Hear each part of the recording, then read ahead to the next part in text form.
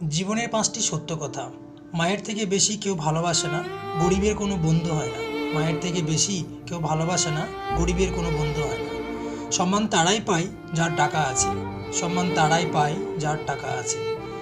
এখানে মানুষ মন দেখে নয়, সুন্দর রূপ দেখে ভালোবাসে।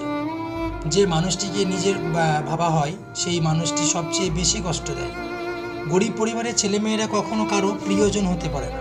গরিব পরিবারের ছেলেমেয়েরা কখনো কারো প্রিয়জন হতে পারে না।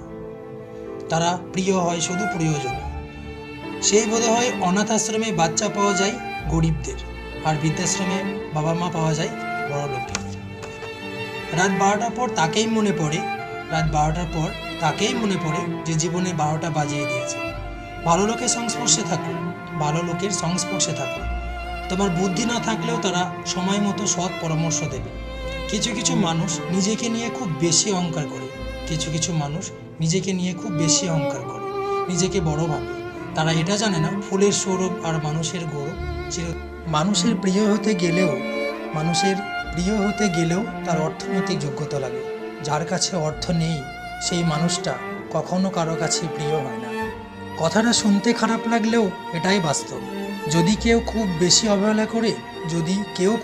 অবহেলা করে তার জীবন থেকে চলে যাওয়াই উচিত। আই উইশ আমার মা বাবা 1000 জীবন বেঁচে থাকুক। আই উইশ আমার বাবা মা 1000 বছর বেঁচে থাকুক। তাদের ছাড়া দুনিয়াটা অন্ধকার লাগে। তুমি যদি ভাবো তুমি অসুখী, তবে পৃথিবী কারো সাধ্য নেই তুমি তোমার সুখী করো।